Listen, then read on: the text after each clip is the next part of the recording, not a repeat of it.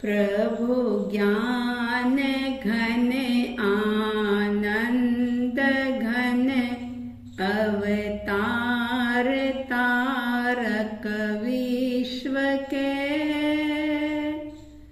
श्री चरण में हम शरण पा ज्ञाता बने निज रूप के। बस एक ही हो यह हमारी साधना आराधना, हो दीप से दीपक यथा मिट जाए भाव विराधना, हो दीप से दीपक यथा मिट जाए भाव विराधना। श्रद्धालु जिज्ञासु श्रोताओं, पर्वाधिराज पर्युषण पर्व का आज अंतिम दिवस 8वां दिवस प्रारंभ हुआ। इस पर्व के दिनों में स्वभाव में स्थिर रहने के लिए, पर भाव को छोड़ने के लिए, अज्ञान अंधकार को मिटाने के लिए और अपने ज्ञान को प्रकट करने के लिए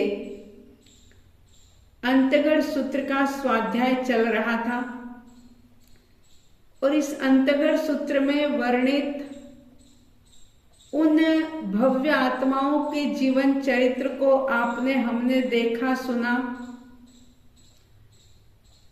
देखिए, आत्मा के लिए ये संदेशों को सुन लेना लाभकारी तो है, लेकिन सवाल पैदा हो सकता है और पैदा होना चाहिए ये सवाल कि क्या सुनने मात्र से कल्याण हो जाएगा? क्या किसी कल्याणकारी आत्मा के जीवन चरित्र को हमने पढ़ लिया, सुन लिया, तो क्या उनके कल्याण से हमारा कल्याण हो जाएगा? ज्ञानी कहते हैं कि इस भ्रम में बिल्कुल मत रहना।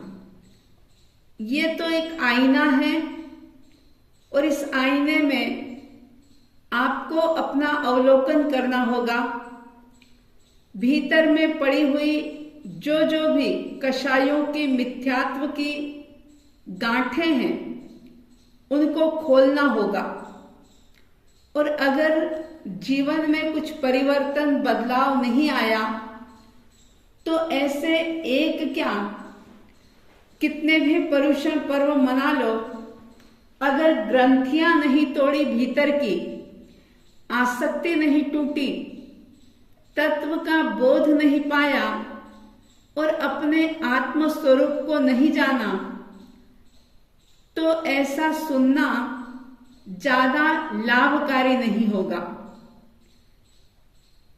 अगर शाश्वत आनंद को पाने के लिए हम विषय विकारों की तरफ से विमुख नहीं होंगे,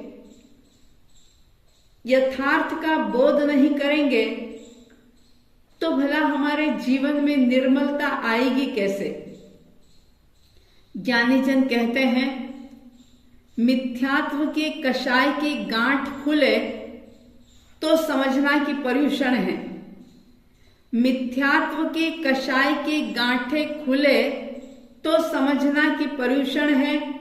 संयम का दीप जले तो समझना पर्युषण है। संयम का दीप जले तो समझना पर्युषण है। सिर्फ परंपरा की पकड़ तो ना समझी है, सिर्फ परंपरा की पकड़ तो ना समझी है। टूटे हुए दिल मिले, वेर की गांठें खुले तो समझना कि पर्युषण है। सबको अपना अपना चिंतन करना होगा कि हमने इन पर्यूषण में क्या किया, क्या समझा, क्या जाना, क्या जिया। अगर पर्व के दिनों में ये सारी चीजें सुनने के बाद भी, संवत्सरी के दिन भी अगर हमारी वेर की गांठें नहीं खुली, अगर हमारा भीतर निर्मल नहीं बनाया हमने, तो फिर ऐसा अवसर दोबारा मिले या ना मिले पता नहीं। अभी भी समय है, जागे और अपने आप का निरीक्षण करें। आज तक दूसरों को बहुत देखा, दूसरों की खामियों को देखा, दूसरों की गलतियों को देखा। आज का समय जो है वो सिर्फ और सिर्फ आत्मनिरीक्षण का समय है। चाहे कैसे भी निमित्त मिले हों, चाहे कैसी भी परिस्थिति रही हो, कैसी भी मजबूरी रही हो, लेकिन हमें क्या करना है? ये निमित्त, ये मजबूरियां, ये संयोग, ये सब हमारे कर्म के उदय के अनुसार मिला है। अगर इसी के अंदर उलझे रहे और निमित्तों को, परिस्थितियों को दोष देते रहे और ये कहते रहे कि हम तो किसी के साथ वैर रखना नहीं चाहते, लेकिन सामने वाला तो है ही ऐसा, उसकी तो योग्यता, पात्रता इतनी ही है, हम क्या करें? अगर ऐसा दूसरों को ब्लेम करते रहे तो ज्ञानी कह रहे हैं कि हम अपने लिए नरक और निगोद की टिकट तैयार कर रहे हैं, रिजर्वेशन कर रहे हैं। इसलिए सावधान हो जाएं और समय रहते अवसर का लाभ उठा लें। अंतगढ़ सूत्र आप सुन रहे थे और अंतगढ़ सूत्र में आपने 7 वर्ग इसके सुन लिए थे। 8वां वर्ग प्रारंभ होता है और जम्बू स्वामी जी के पूछने पर सुधर्मा स्वामी जी फरमाते हैं कि हे जम्बू, 8वें वर्ग में प्रभु महावीर स्वामी जी ने 10 अध्ययन फरमाए हैं, जिनके नाम हैं काली, सुकाली, महाकाली, कृष्णा, सुकृष्णा, महाकृष्णा, वीर कृष्णा, राम कृष्णा, पितृसेन कृष्णा और महासेन कृष्णा। ये 10 अध्ययन जो हैं ये श्रेणिक राजा की रानियों के नाम से हैं। उस समय में राजगृह नगर था और राजगृह नगर के बाद जब वो राजगृह नगर श्रेणिक राजा के मृत्यु के बाद राजधानी के रूप में नहीं रहा, जब वे उनकी मृत्यु हो जाती है तो कोणिक जो था उन्होंने चंपा नगरी को राजधानी बनाया था। इसलिए इस अध्ययन के, इस वर्ग के अध्ययनों में चंपा नामक नगरी का वर्णन है। शास्त्रकार कह रहे हैं कि चंपा नामक नगरी थी, पूर्णभद्र नाम का एक शायतन था और कोणिक राजा का राज्य चल रहा था। श्रेणिक राजा की रानियां और कोणिक राजा की छोटी माता काली थी और उन्होंने भी परमात्मा से कुछ बात सुनी। देखिए, अभी तक आप जो वर्णन सुन रहे थे इसके अंदर उन सब ने, चाहे अरिष्टनेमी परमात्मा हो, चाहे महावीर स्वामी जी हो, उनकी दिव्य देशना को सुनकर के उन्हें आत्मबोध जागा था, वैराग्य हुआ था। लेकिन ये जो 10 रानियां हैं, इनके वैराग्य का कारण कुछ दूसरा था। ऐसा राय प्रश्नीय मिच्छामि दुक्कडम निर्यावलिया सूत्र के अंदर बताया है कि जब श्रेणिक राजा जीवित थे तो उन्होंने चेलना रानी के छोटे बेटे हल और विहल कुमार को एक बहुत ही सुंदर हार और एक सचेनक हाथी जो था, ये राजा ने अपने दोनों पुत्रों को उपहार के रूप में दे दिया था। और वे दोनों हल और विहल कुमार जो थे वे अपने अंतःपुर के साथ इन दोनों ही वस्तुओं का उपभोग करते हुए बड़े ही आनंद से रह रहे थे। अब चंपा नगरी के जो भी निवासी थे, उनके सुखी जीवन, हार हाथी के उपभोग की प्रशंसा करते रहते थे कि हल विहल कुमार कितने सुखी हैं, कैसी ये राज्य लक्ष्मी का भोग कर रहे हैं, कितना सुंदर हार है इनके पास और कितना अनुपम सचेनक हाथी है। राजा कोणिक जो राजा थे उस समय में, लेकिन बहुत लोग ऐसे होते हैं कि सत्ता और अधिकार मिलने के बाद सिर्फ उसका भार ढोते हैं। तो दुनिया तो जो देखती है वही बात करती है। लोग ये बात कह रहे थे कि कोणिक तो सिर्फ राज्य का भार ढोता है। कोणिक की रानी जो थी पद्मावती, उनकी पटरानी थी, तो लोगों की ये बात उसके कान में पड़ जाती है और ये बात सुनकर के उसका दिमाग घूम जाता है और कोणिक से कहती है कि मुझे वो हार चाहिए और वो हाथी चाहिए जो हल और विहल कुमार के पास है। अब कोणिक ने कहा कि देखो, ये पिताजी ने मेरे छोटे भाइयों को एक तरह से गिफ्ट के रूप में दिया है, मैं उनसे मांग नहीं सकता और मांगना ठीक भी नहीं है। लेकिन पट्टरानी ने बहुत आग्रह किया, एक तरह से उसने जिद की कि मुझे तो ये दोनों वस्तुएं चाहिए। जब उसका आग्रह देखा, उसकी जिद देखी, तो फिर कोणिक राजा ने हल विहल कुमार को इस प्रकार से संदेश दिया कि यह हार और हाथी मुझे चाहिए। तब विहल कुमार ने बहुत नम्रता से जवाब दिया कि अगर आप मुझे अपने राज्य का हिस्सा देंगे तो मैं ये चीज आपको दे दूंगा, क्योंकि पूरा के पूरा राज्य कोणिक के पास था। इन दोनों राजकुमारों के पास सिर्फ हार और हाथी ही था। राजा कोणिक ने राज्य का बंटवारा करने से बिल्कुल मना कर दिया और वो हार और हाथी उन्होंने जबरदस्ती उनसे लेना चाहा। जब हल विहल कुमार को ये बात पता चली तो उन्होंने क्या किया, वे अपने परिवार, सेना और जो भी उनके पास था उन सबको लेकर के चुपचाप वे अपने नाना चेरा राजा के पास चले जाते हैं, क्योंकि दोनों ही भाई जानते थे कि कोणिक का सामना हम कर नहीं पाएंगे। और जब कोणिक को ये बात पता चली कि वे अपने नाना चेड़ा राजा के पास चले गए हैं, तो उन्होंने चेड़ा राजा को ये संदेश भिजवाया कि हल विहल कुमार के पास जो हार और हाथी है वो मुझे चाहिए।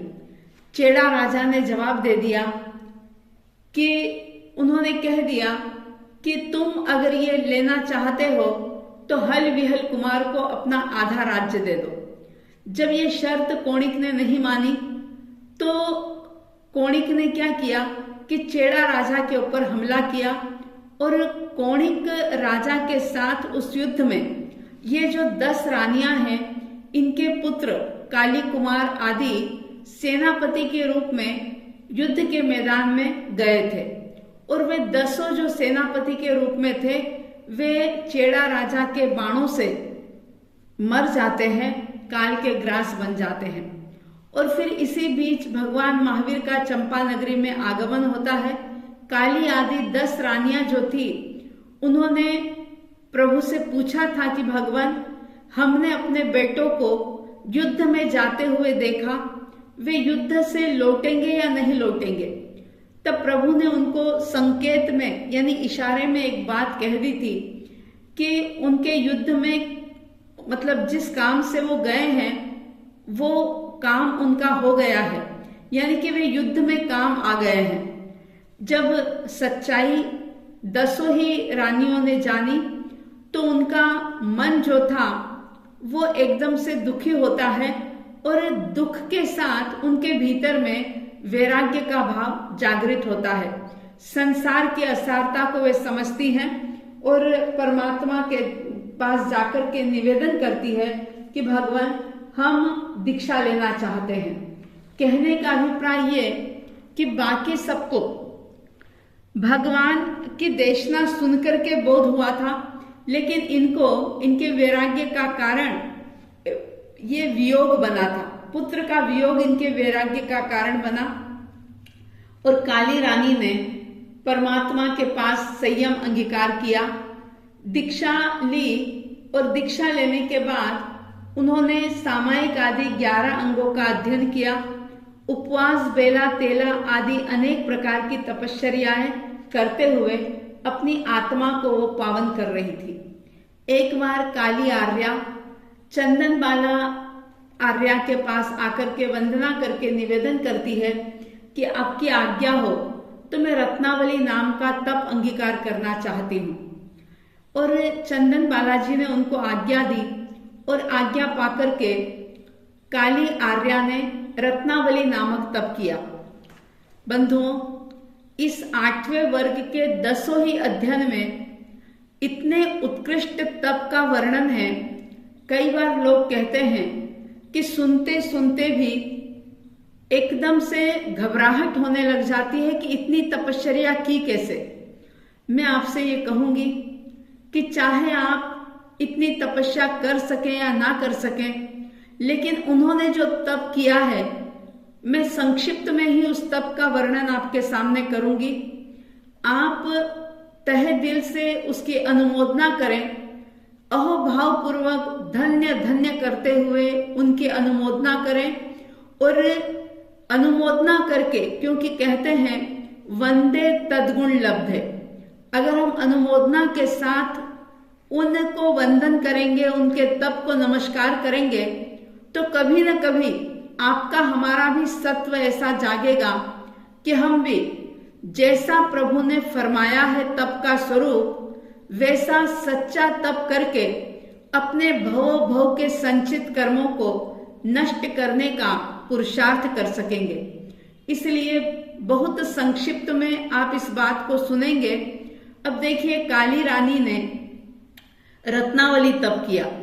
मैं आपको ये नहीं बताऊंगी कि रत्नावली तप कैसे किया जाता है, मैं सिर्फ आपको ये बताऊंगी कि रत्नावली नामक जो तप होता है उसकी 4 परिपाटी होती है, यानी 4 लड़ी होती है। और एक परिपाटी में 1 वर्ष और 3 महीने 22 दिन का समय लगता है। बहुत ध्यान से सुनिएगा, आप स्वयं समझ जाएंगे कि कितनी उग्र तपश्चर्या रही होगी उनकी। उस काली रानी ने जो रत्नावली तप किया, उसकी एक परिपाटी में 1 वर्ष 3 महीने और 22 दिन लगे, जिसमें 384 दिन तपस्या के होते हैं, मात्र 88 दिन के पारणे होते हैं। और चारों परिपाटी में 5 वर्ष 2 महीने और 28 दिन का समय लगता है। जब ये पारणे के दिन आते हैं तो वे दूसरी परिपाटी में क्या करते हैं कि विगय का त्याग कर देते हैं। तीसरी परिपाटी जब उन्होंने की तो पारणे में विगय का जरा सा संगटे का भी उन्होंने त्याग किया, कि मतलब अगर जरा सा चम्मच इधर उधर लग गया या कोई हाथ विगय का लग गया तो भी उन्होंने वो आहार ग्रहण नहीं किया। और चौथी परिपाटी का पारणा जब उन्होंने किया तो प्रत्येक पारणे में उन्होंने आइंबिल किया। इतनी कठोर तपस्या काली रानी ने रत्नावली तप के रूप में की। 8 वर्ष तक उन्होंने संयम पर्याय का पालन किया और अपने समस्त कर्मों को 8 वर्षों में क्षय करके वे सिद्ध बुद्ध और मुक्त अवस्था को प्राप्त होती है। दूसरे अध्ययन के अंदर सुकाली रानी का वर्णन है। सुकाली रानी जिन्होंने कनकावली नाम का तप किया था, इस तप की एक परिपाटी में 1 वर्ष 5 महीने और 22 दिन का समय लगता है, जिसमें सिर्फ और सिर्फ 88 पारणे होते हैं। 1 वर्ष 2 महीने और 14 दिन की तपश्चर्या होती है। चारों परिपाटी में 5 वर्ष 9 महीने और 18 दिन का समय लगता है। 9 वर्ष तक इन्होंने संयम पर्याय का पालन किया और अंत में समस्त कर्मों को क्षय करके ये भी सिद्ध बुद्ध और मुक्त होते हैं। तीसरे अध्ययन के अंदर महाकाली रानी का वर्णन है। महाकाली रानी जिन्होंने लघु सिंह निष्क्रीडित तप किया और इन्होंने इनकी इस लघु सिंह निष्क्रीडित तप की एक परिपाटी में 6 महीने 7 दिन लगते हैं। इसमें सिर्फ 33 दिन पारणे के होते हैं और 5 महीने 3 दिन की तपश्चर्या होती है। चारों परिपाटी करने में 2 वर्ष और 28 दिन लगते हैं। इन्होंने 10 वर्ष तक संयम पर्याय का पालन किया और अंत में ये भी सिद्ध बुद्ध और मुक्त अवस्था को प्राप्त होते हैं। चौथे अध्ययन के अंदर कृष्णा आर्या का वर्णन है। इन्होंने महासिंह निष्क्रीडित तप की आराधना की।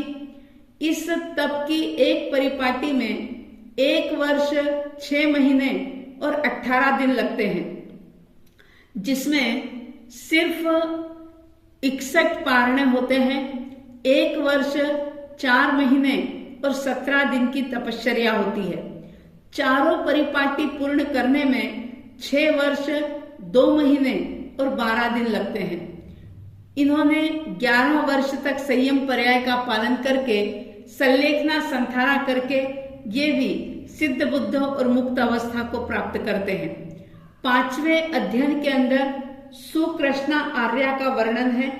इन्होंने शास्त्र में वर्णित विधि के अनुसार भिक्षु प्रतिमा तप का आराधन किया था और सप्त सप्तमी का, अष्ट अष्टमी का, 9 नवमी का, 10 दसवीं का, इस प्रकार से यानी जैसा शास्त्रों के अंदर वर्णन है उसी के आधार पर इन्होंने भिक्षु प्रतिमा का तप आराधन किया। 12 वर्ष तक संयम पर्याय का पालन किया और अंत में संलेखना संथारा करके ये भी सिद्ध बुद्ध और मुक्त होते हैं। 6ठे अध्ययन के अंदर महाकृष्णा आर्या का वर्णन है, जिन्होंने लघु सर्वतोभद्र तप की आराधना की। इस तप की एक परिपाटी में 100 दिन का समय लगता है, जिसमें सिर्फ 25 पारणे होते हैं और 75 दिन की तपश्चर्या होती है।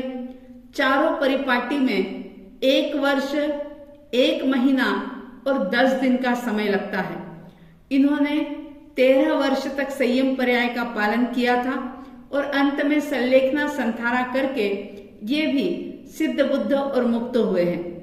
7वें अध्ययन के अंदर वीर कृष्णा आर्या का वर्णन है। इन्होंने महासर्वतोभद्र नाम का तप किया था। इस तप की एक परिपाटी में 8 महीने और 5 दिन का समय लगा।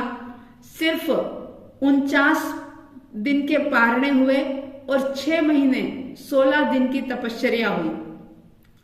चारों परिपाटी पूर्ण करने में 2 वर्ष 8 महीने और 20 दिन का समय लगता है।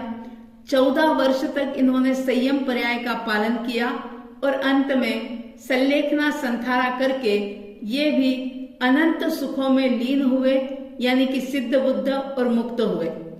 8वें अध्ययन के अंदर राम कृष्णा आर्या की बात आती है। शास्त्रकार कह रहे हैं कि राम कृष्णा आर्या ने भद्रोत्तर प्रतिमा को स्वीकार किया था और भद्रोत्तर प्रतिमा का जो तप है इसकी एक परिपाटी में 6 महीने और 20 दिन लगते हैं। चारों परिपाटी पूर्ण करने में 2 वर्ष 2 महीने और 20 दिन का समय लगा। 15 वर्ष तक इन्होंने संयम पर्याय का पालन किया और अंत में संलेखना संथारा करके ये भी सिद्ध बुद्ध और मुक्त होते हैं। 9वें अध्ययन के अंदर पितृसेन कृष्णा आर्या का वर्णन है। इन्होंने मुक्तावली तप की आराधना की थी। मुक्तावली तप की एक परिपाटी में 11 महीने और 15 दिन का समय लगा। चारों परिपाटी पूर्ण करने में 3 वर्ष और 10 महीने लगे। इन्होंने 16 वर्ष तक संयम का पालन किया और इसके अलावा और भी कई प्रकार की तपश्चर्याएं की और अंत में संलेखना संथारा करके ये भी सिद्ध बुद्ध और मुक्त होते हैं। 10वें अध्ययन के अंदर महासेन कृष्णा रानी का वर्णन है, जिन्होंने आइंबिल वर्धमान तप किया था। ये आइंबिल वर्धमान तप जो है, इसमें 14 वर्ष 3 महीने और 20 दिन का समय लगता है, जिसमें 5050 दिन के आइंबिल होते हैं और 100 उपवास होते हैं। ऐसे 17 वर्ष तक इन्होंने संयम पर्याय का पालन किया और अंत में सभी कर्मों को क्षय करके ये भी सिद्ध बुद्ध और मुक्त होते हैं। इस प्रकार से ये 8वें वर्ग के 10 अध्ययन संपन्न होते हैं।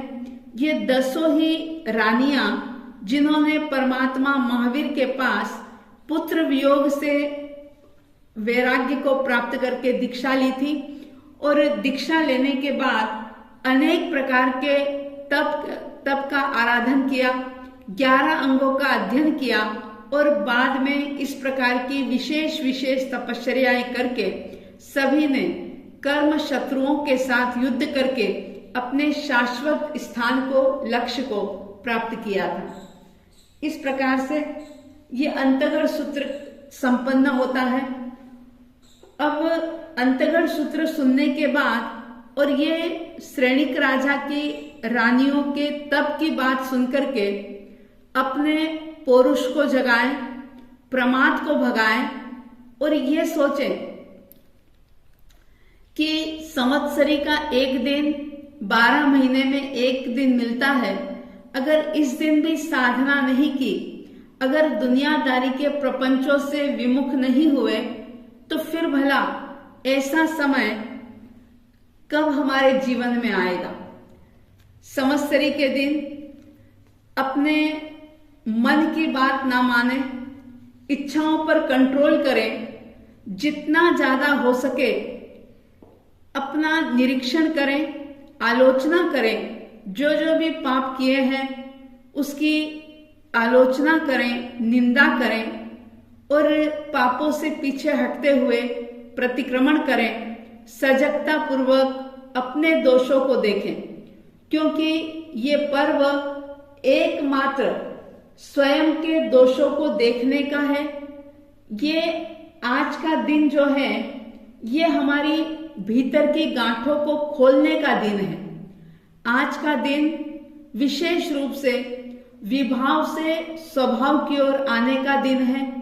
भीतर में रहे हुए कषाय के भावों को, द्वेष की गांठों को, वेर की गांठों को छोड़ करके जिन वाणी को, प्रभु की वाणी को जीवन में उतारने का दिन है। आज के दिन सिर्फ कार्यक्रम ही ना हो, सिर्फ आयोजन प्रयोजन ही ना हो, लेकिन हम ये सोचें कि अज्ञान अंधकार से हट करके हमारे भीतर में हम ज्ञान की, विवेक की ज्योति जलाएं और देखें कि अगर हमारा लक्ष्य मोक्ष बना है या सुख को प्राप्त करना अगर हमारा लक्ष्य बना है, तो हम अपने उद्देश्य में कहां तक सफल हुए हैं। कहीं ऐसा तो नहीं कि करने को तो सामयिक भी हो रही है, समय समय पर प्रतिक्रमण भी हो रहा है, त्याग प्रत्याख्यान भी हो रहे हैं, समय समय पर साधु संतों के मुखारविंद से जिन वाणी को भी सुना जा रहा है, लेकिन अगर भीतर में बदलाव नहीं आया तो कहीं आपकी स्थिति उस कोल्हू के बैल की तरह तो नहीं है कि जो घूमता तो बहुत है लेकिन पहुंचता कहीं नहीं है। ये अपने जीवन को, अपनी आत्मा को ऊर्ध्वगामी बनाने का ये पर्व है। अपने भीतर में दया, प्रेम, करुणा, सहानुभूति, ये सब जगाने का पर्व है। कहीं ऐसा ना हो कि ये अवसर बीत जाए और बाद में हमें पछताना पड़े, क्योंकि पता नहीं ये मौका दोबारा मिलेगा या नहीं मिलेगा।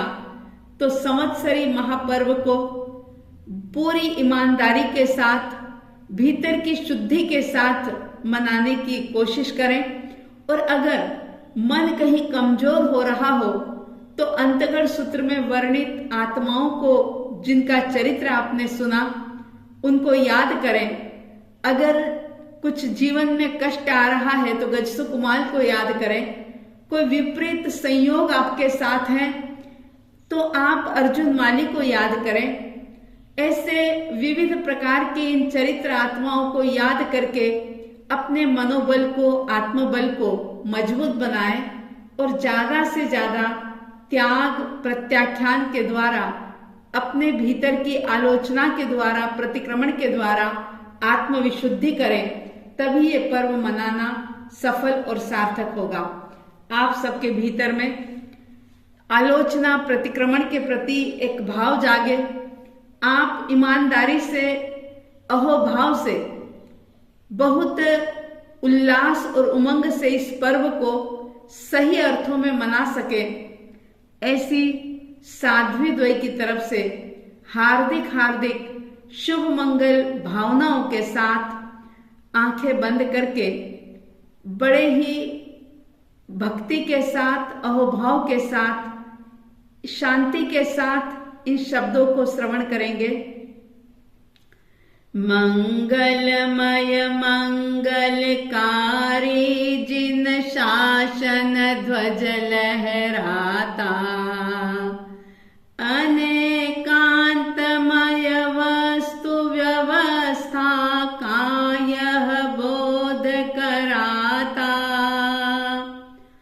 स्यादवाद शैली से जग का संशय तिमिर मिटाता, चहुगति दुख नशाता, जनगण मन हर्षाता, जिन शासन सुखदाता, सम्यक दर्शन ज्ञान चरणमय मुक्ति मार्ग बतलाता, जय है, जय है, जय है, जय जय जय जय है, जिन शासन की जय है, जिन शासन की